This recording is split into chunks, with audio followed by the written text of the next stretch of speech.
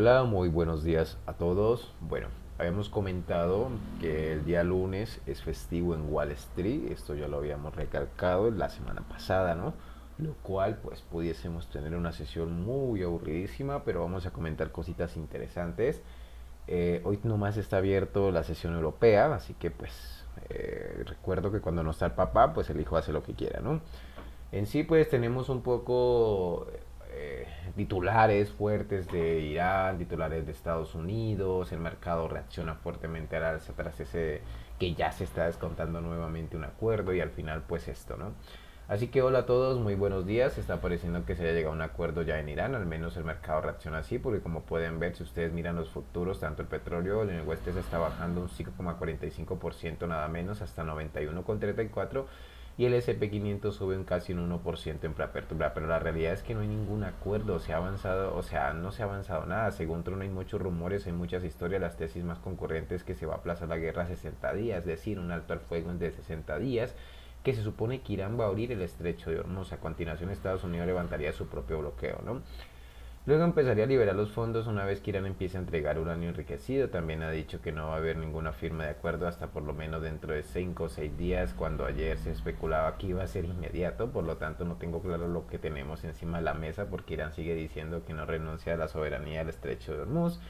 Si bien es cierto que también, si recuerdan, hace algún tiempo decía lo mismo y dijo que abría el estrecho de Hormuz temporalmente, aunque solo 24 horas, y luego lo volvió a cerrar. En suma, el mercado está anticipando el acuerdo, pero el mercado aún no ha llegado, o sea, no había llegado a un acuerdo. Eso tenemos que tenerlo claro y aún podía existir posibilidades de que no llegara.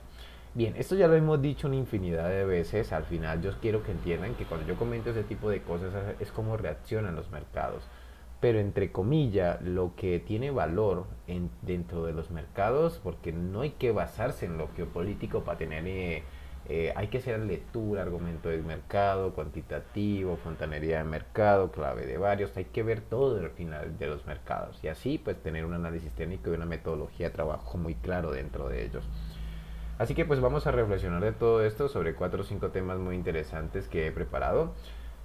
Hay una bastante o importante, pues digamos así como si el acuerdo estuviera ya firmado, pero ya digo, hay muchos puntos oscuros. Dicen que no se firmará dentro de 5 o 6 días, no se sabe si al final no se firmará ningún acuerdo. El batacazo pues puede ser apoteósico, pero recuerden lo que les expliqué durante los papers de fin de semana, que están los dos pillados. Tú no puede permitir ya que siga esto más, necesita que se abra el estrecho de Hormuz, como sea, razones de presiones políticas, precio de la gasolina, precios de muchas otras cosas, presión de la inflación, no puede aguantar más.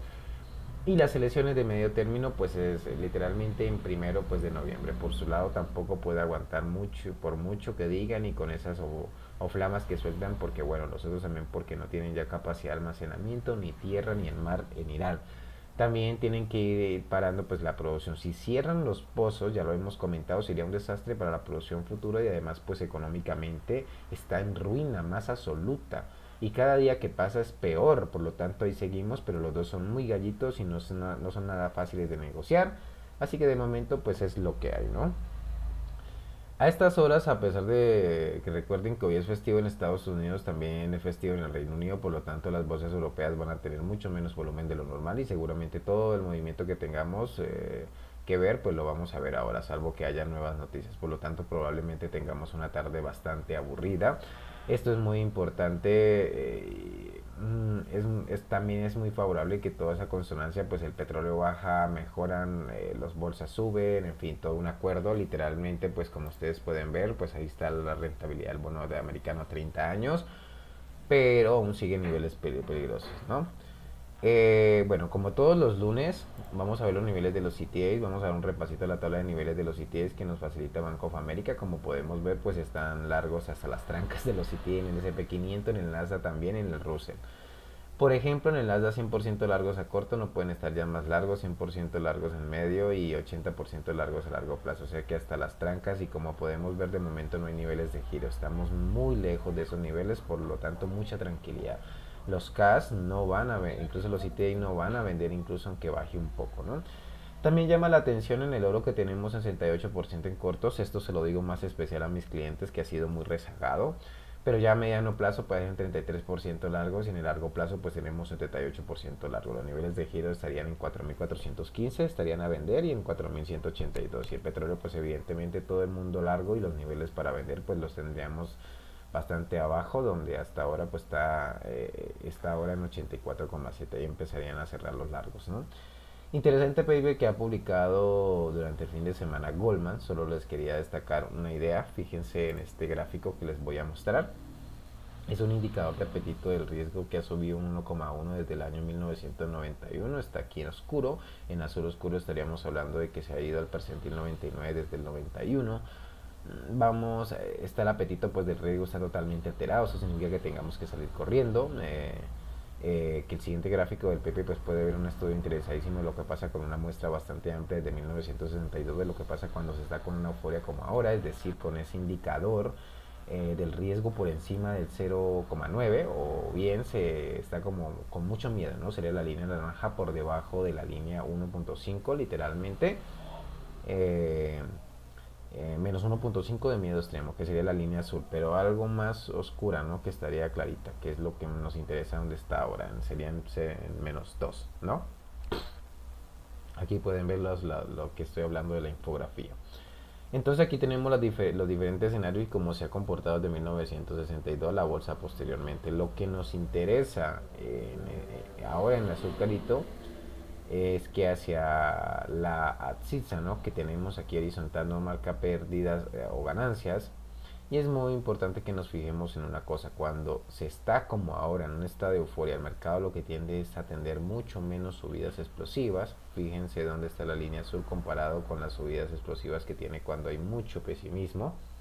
Aquí podemos ver, tiene mucho menos pues fuertes, pero también aquí podemos ver la cola izquierda también tiene mucho menos grandes bajadas, es decir que esta extrema euforia lo que nos dice es que podemos aspirar a rentabilidades tan altas como hasta ahora, clarísimamente, pero tampoco es tan fácil que vengan los desplomes por mucha euforia que haya, o sea, ninguna de las dos. Este es el gráfico, sí es un gráfico muy importante que nos abre mucho los ojos, creo yo, o sea que hay que bajar las expectativas hacia arriba, pero tampoco hay que temer demasiado hacia abajo, ¿no? Es un poco de reflexión. Otro tema interesante que he visto durante el fin de semana en esta ocasión es Deutsche Bank, el banco Deutsche Bank habla del peligro de las sopas, o sea, de las UPB, tan gigantescas que van a salir Space, Anthropic, Coneva, etcétera. Entonces hay mucha gente que piensa que con estas UPB, pues las salidas a bolsas al mercado se pueden meter un batacazo, pero no es solo lo que pasa históricamente, como podemos ver en este gráfico. Ahí se ve. ¿Qué pasa cuando el SP500 recibe una oleada de salidas a bolsa? Pues lo que nos indice la historia, y lo podemos ver en este gráfico, es justo lo contrario de lo que el inversor medio se imagina, ¿no? En los últimos 30 años, esto ha pasado en 30 años de datos, cuando ha habido olas gigantescas de salidas a bolsa, el SP500 ha subido una mediana del 8% en los 3 meses siguientes y más del 20% a 12 meses. La única excepción fue en el 2008 y 2009. Ahí las emisiones eran muy forzadas porque las emisiones eran bancos pidiendo capital como el agua al cuello. Empresas saliendo a vender la moto del futuro. ¿Y por qué pasa esto? Pues porque es esta reacción. Bueno, pues porque Dios Van opina que no es lo que las OPVs hunden en el mercado, ni lo animen ni nada de eso, que es que las empresas se animan a salir a la bolsa cuando el mercado ya está fuerte y hay apetito por comprar. Evidentemente salen en muy buen momento, entonces las olas de emisión son el termómetro y el martillo.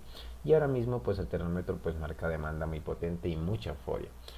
Los hogares estadounidenses tienen 3,3 billones de dólares en cash por encima de la tendencia de la pandemia, flujo de entrada, fondos de acciones disparados, recompra de acciones importantes, crecimiento de beneficio. Entonces no es algo que deba preocupar porque será en un buen momento, y el buen momento no se va a pasar por las salidas a bolsas evidentemente. Y última reflexión durante el vídeo.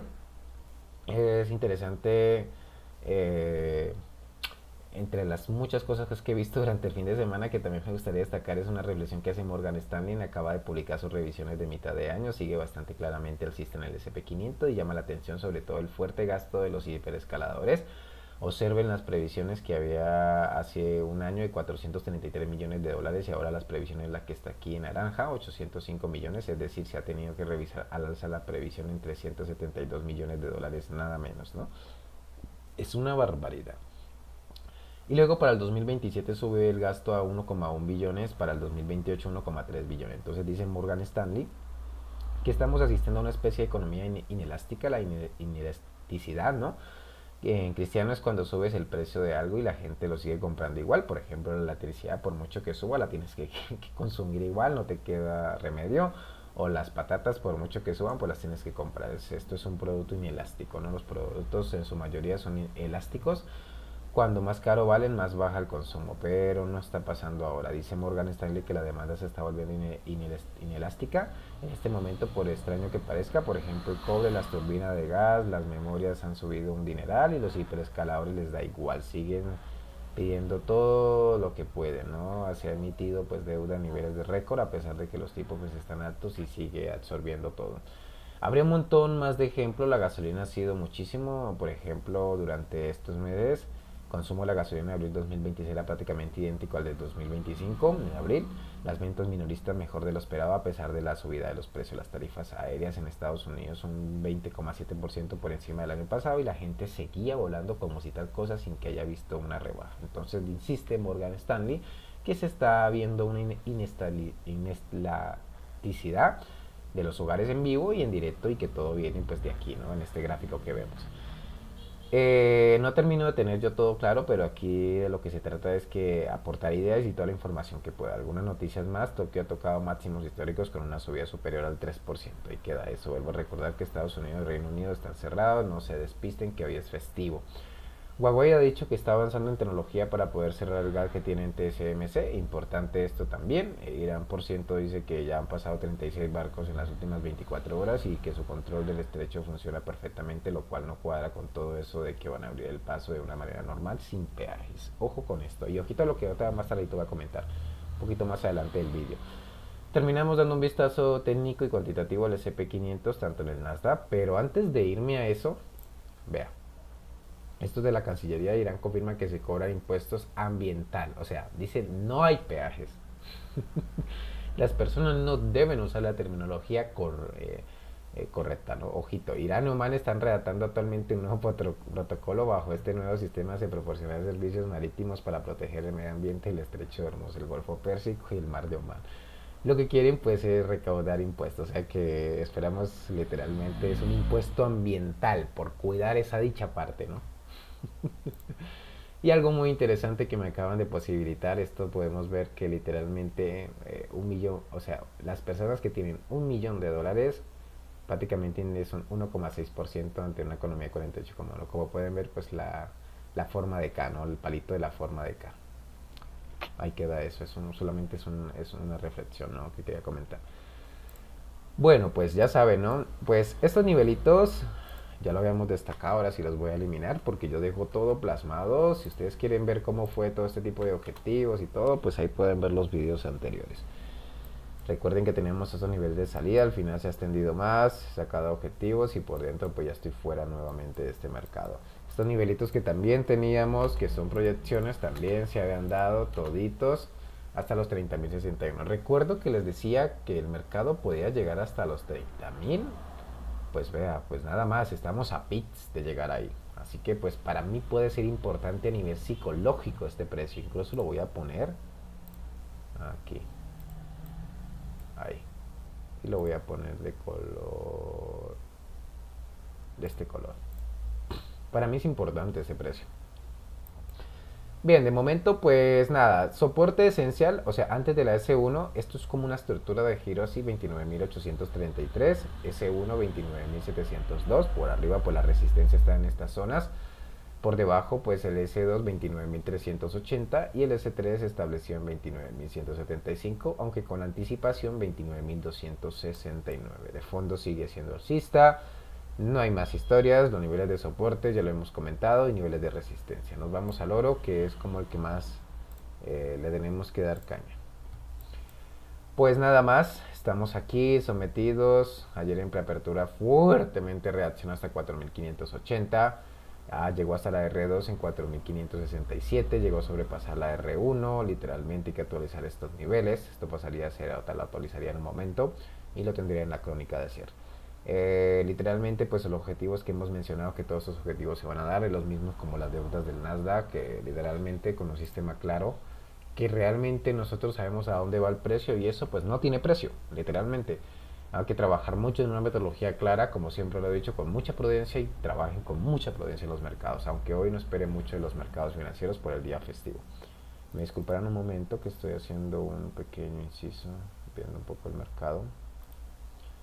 Y bueno, pues literalmente ese es el panorama que tenemos, ¿no? La R3 en 4587 es un poco a nivel de tela marinera que le puede aparecer aquí.